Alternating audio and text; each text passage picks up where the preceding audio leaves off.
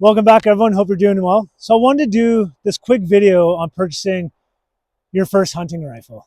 And I wanted to do it from the perspective of myself when I was standing at the counter at a sporting goods store years ago, purchasing my first rifle, and just how confused and unsure I was of exactly what I was buying.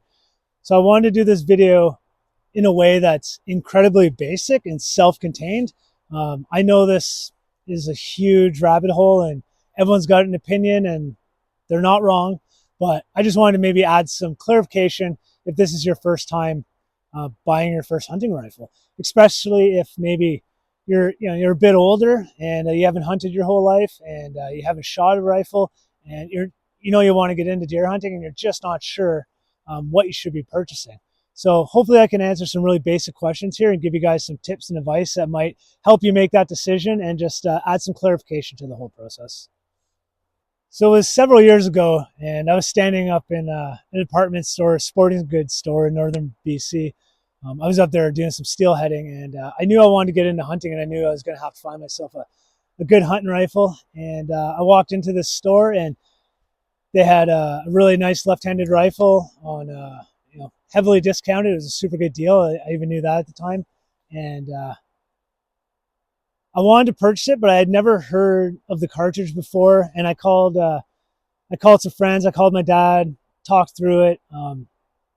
Everyone told me it was a good cartridge. So I ended up purchasing this rifle, and it was a really good deal. But at the end of the day, I don't think it was the right cartridge for me and what I ultimately ended up focusing on as a blacktail deer hunter in the mountains. So, some of the pros to that cartridge were it was had high velocity, thus it shot very flat at far distances, and that was really good for maybe long range shooting. And I thought that was a good idea, maybe something I'd be doing a lot of at the time. But then I came to find out that I actually didn't end up doing very much long range shooting. Definitely nothing over 200 yards. I mean, I go practice and shoot further than that, but in real life hunting situations, I think the longest shot I ever took was on a black bear, and it was exactly 150 yards. And everything else has been under that. So this Magnum cartridge ended up being way more cartridge than I needed, right? So because of that, it had heavy recoil. The ammo was much more expensive than maybe some of the common cartridges that have existed out there for years. This was a newer cartridge, so it had a lot of hype behind it. But at the end of the day, it was more than I needed. It had a heavy recoil. The ammunition was not that common. I actually had a hard time in the years following that being able to find ammo for it because the manufacturer just eventually stopped producing it. And the price was really expensive. So, it was well over $100 just for cup and core bullets for 20 cartridges. It's just too expensive for me to go practice with. So end of the day, maybe that wasn't the best fit for me. And I don't want you to go off and buy a cartridge that maybe other people say that you should get because it's new, it's good for long range, it's all the rage. Sometimes you're better off buying older, more established, common calibers in your rifles. I also think a good place to start for someone who's never purchased a hunting rifle before and is new to the whole thing is you got to understand the difference between caliber and cartridge. So this is a cartridge. This is a 30-06, super common. And it's not a bullet. This is the bullet. So this tip that sits on the end, the projectile, that's called the bullet. Then this is called the casing. That's filled with gunpowder. And then at the bottom is what's called a primer. So when you put the bullet, the casing, the gunpowder, and the primer together, it's called a cartridge. And that's what your rifle is going to be chambered in. So you don't want to confuse bullet with cartridge, because some people may say they'll refer to the cartridge as the bullet, but that's not the case. When you say you have a 30-06 cartridge, that's the whole package. It's not a 30-06 bullet. It's a 30 caliber bullet that sits in a 30-06 cartridge. So that's important to know, because when you go to buy your first rifle, it's going to say it's cartridge it's going to say imprinted on the side of the barrel that it's chambered for a certain caliber. And in this case, it would say 30-06 on it. Some things to consider when you're buying your first hunting rifle is you have to be honest with yourself and how far are you going to be shooting a game. I think there's a bit of a fairy tale idea where everyone thinks they're going to be shooting long range all the time to get that biggest, best animal because they're too hard to get close to, so you need to be able to shoot a long way. But that's not the case at all. As I said, I mean, the longest I've ever taken a shot on any game animal in the last half a dozen years was a black bear at 150 yards, and that was far enough. I mean, obviously I practiced farther than that, but I think anything past 300 is getting a bit, for me personally, with the cartridges I use, where I hunt, I mean, I'm never even going to take a 300-yard shot. I don't even think so over cut blocks. So, I mean, everything else has been inside 100 yards. The longest shot I've taken on a blacktail deer is 94 yards. And everything else every year is like 60 yards and in. So you don't need a big long range shooting caliber. So that's something to consider, right? If you're just going to be shooting in close, get something that's more designed and has a good track record of taking game within 300 yards. That's all you need. The next thing to consider is recoil. The bigger your cartridge gets, the more recoil you're going to get. And I think people underestimate how much recoil sucks sometimes. And absolutely, with experience and practice, you can manage and tame the hardest recoil that's out there, or the heaviest recoil. But I think, again, this is very basic. You're standing in the store looking at a rifle, it's on sale, and you want to buy it because this is going to be your first hunting rifle and you can finally get into deer hunting. Telling you, get something that doesn't kick that hard, right? So for example, that 243 I bought specifically because it has barely any recoil, which means I'm not afraid to pull the trigger. I'm not afraid to get scoped. I'm not afraid to knock my shoulder off. And because of that, I think I'm a better shot. If you run out and buy a big Magnum, sure, that potential of good performance at long range for that cartridge and that rifle is there.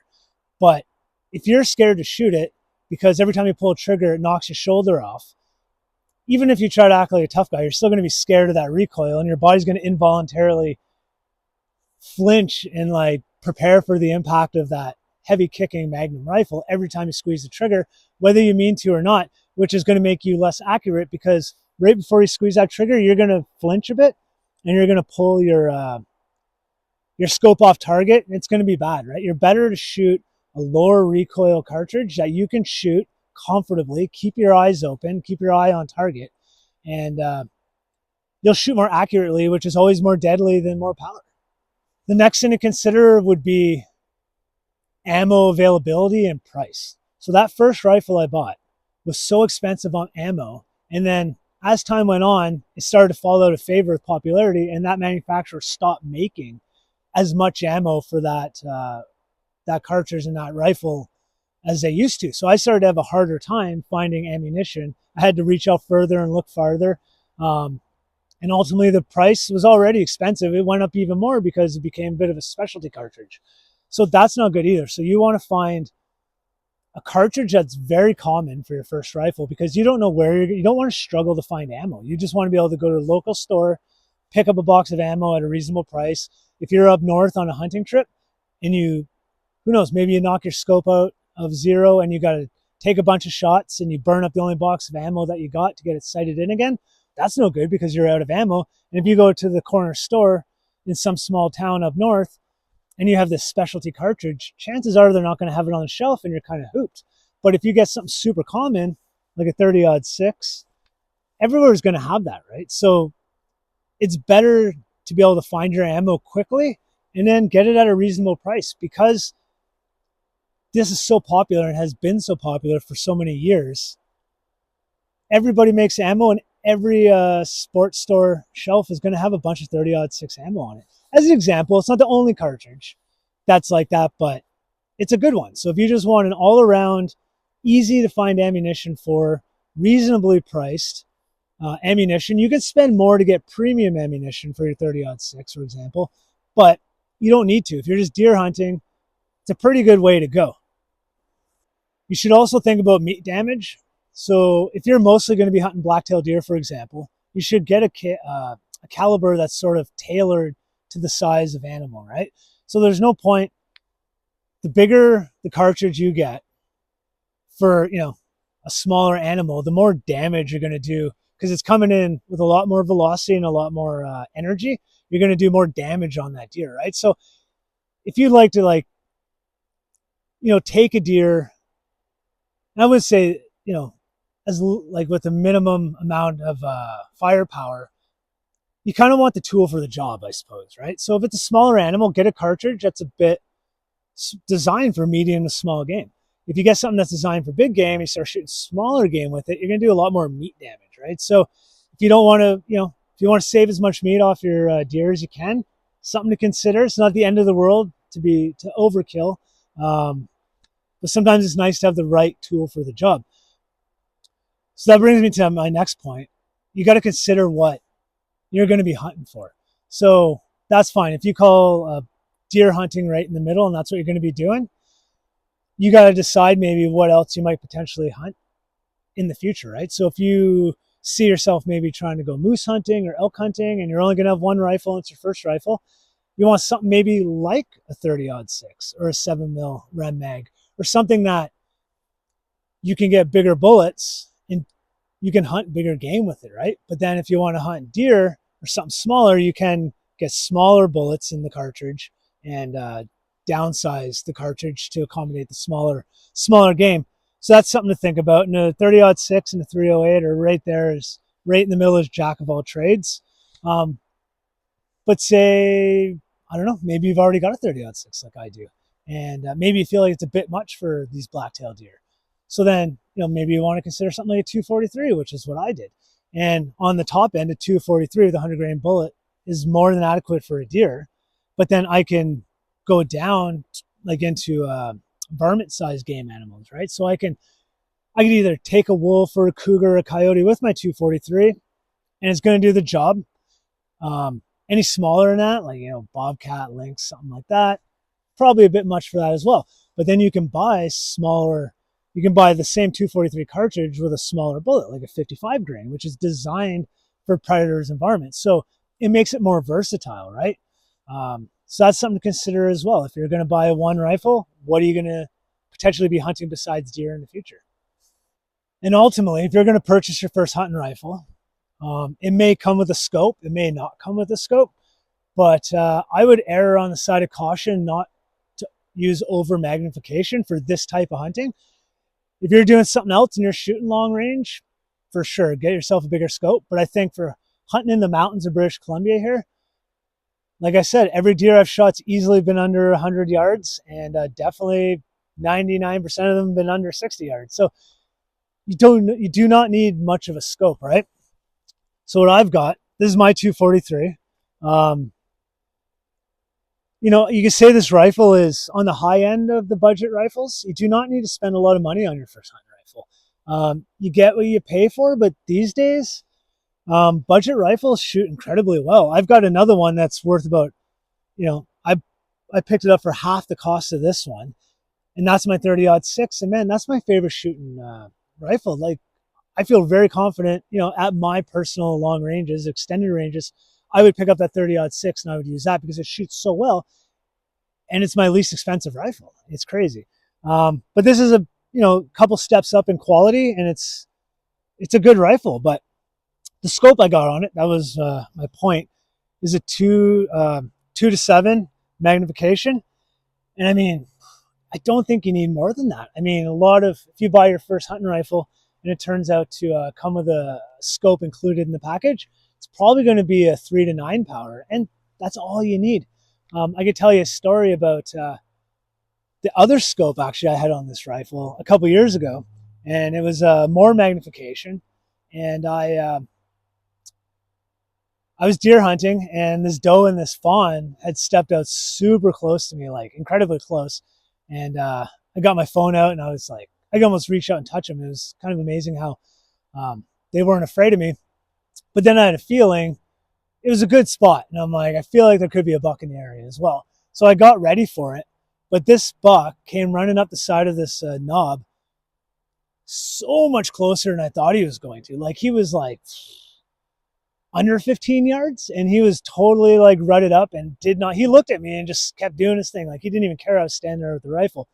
Problem was, it was more magnification than I needed. And even on the lowest power, when I put the rifle up to shoot him, he was so close to me that all I could see was like brown fur and bushes. I could not pick him up on the scope, in my scope, on the lowest magnification, which was a problem, because if that was a big mature buck and that was my opportunity and I missed it because I couldn't actually see this deer in my scope because I had too much magnification, I would have been so upset. So I literally, luckily he cooperated and I started walking backwards so I could get my field of view to start shrinking so I could actually pick up his body and, behind his shoulder. And he took a few steps and he probably got out to about 30 yards and I shot him. But in that moment, I was like, I have too much scope magnification for the type of hunting I do. Like I said, everything's under 60 yards, easy. You do not need a lot of magnification. You could probably get by with like a 1:4 or 1:6 magnification scope for this type of hunting. But, a 2:7 is quite capable. I did a lot of research and decided that this is probably what I want. And because you never know, you might find yourself shooting over some cut blocks or something. And 7 power is plenty. I mean, it's not a far cry from the 3 to 9.